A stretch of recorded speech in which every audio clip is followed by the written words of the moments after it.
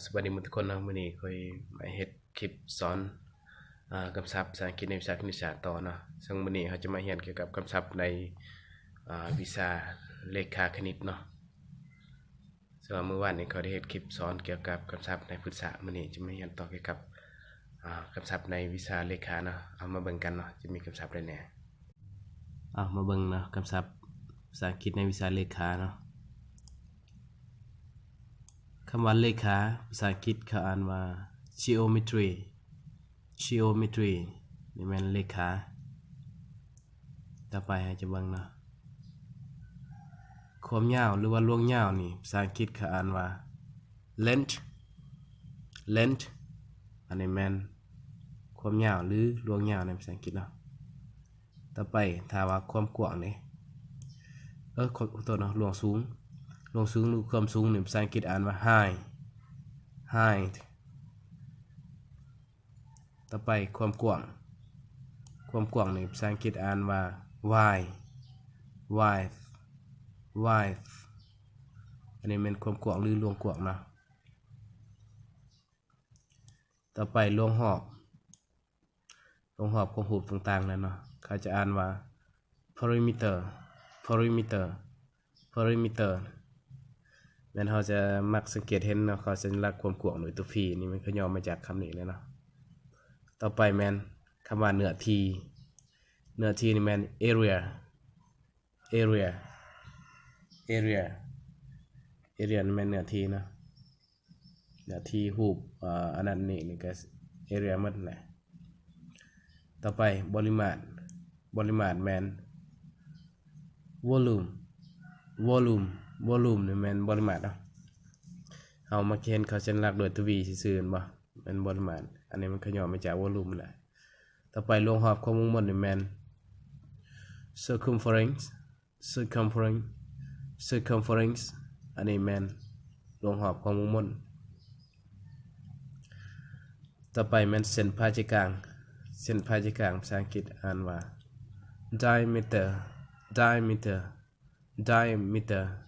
อันนี้แม่นเส้นผ่าศูนย์กลางต่อไปแม่นรัศมีแม่น radius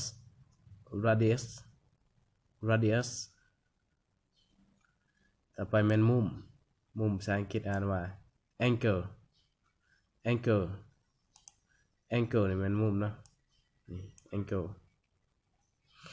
มุมหรือแจง ต่อไปแม่นมุมฉากนี่ right angle นี่มุมฉากต่อไปมุมแหลมนี่แม่น acute angle นี่มุมแหลมต่อไปแม่นเส้นซื่อๆนี่แม่น line ถ้าเส้นซื่อเด้นี่แม่น straight line อันนี้มันเส้นซื่อเนาะต่อไปมันเส้นโค้งนี่แม่น curve อันนี้มันเส้นโค้งเนาะต่อไปแม่นขนานนี่แม่น parallel เนาะกันสมมุติว่าเส้นขนานเราก็มีแต่เติมลายใช่เนาะ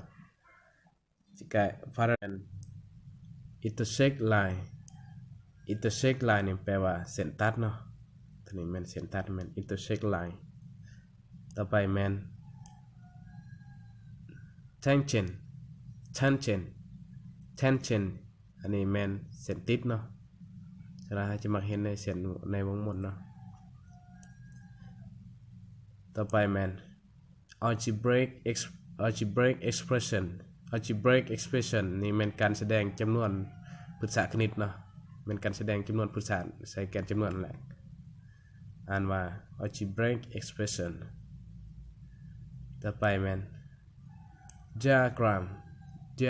อันนี้เป็นการแสดงสถิติเนาะซึ่งว่าจะมีหลายรูปแบบเนาะซึ่งมันจะมีรูปแบบกราฟเนี่ยนี่แบบนี้นี่ก็แม่นเนาะอันนี้มันเกินสถิติหรือว่าการแสดงแบบเส้นซื่ออันนี้เข เขาจะว่า diagram เนาะต่อไปแม่น gradient of straight line อันนี้มันความสั้นของเส้นสื่อเนาะซึ่งหลายคนอาจจะบ่เข้าใจว่าความสั้นของเส้นสื่อแม่นสมมุติเส้นสื่อจังซี่ว่ามันเงียงมาจังซี่หรือว่าเงียงลงหรือว่ามันทับฮอดอันพื้นอันนั้นเกินว่าความสั้นหรือว่าเฮาเอิ้นภาษาลาวเฮาน่าจะแม่นความเงียงแล้วเนาะความเงียงของเส้นสื่อต่อไปแม่น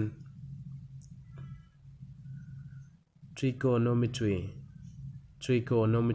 อันนี้แม่นไตรมุมเนาะต่อไปแม่น the sine rule แม่นทฤษฎีของสินหลักเกณฑ์ของสินต่อไปแม่น the cosine rule แม่นทฤษฎีของ cos ต่อไปคำต่อไปแม่น transformation แม่นการพันเปลี่ยนซึ่งสมมุติว่าการพันเปลี่ยนจากเส้นสื่อมาเป็นหน้าเพียงเนาะจากเส้นอันนั้นคือการพันเปลี่ยนต่อไปแม่น reflection อันนี้มันรูปสายรูปที่เขาได้จากการสายเนาะที่ว่าเขาจะใส่แสงหรือว่าเงาอย่างต่างๆอันนั้นเขาเรียกว่า reflection มันรูปสายตัวนี้มัน statistic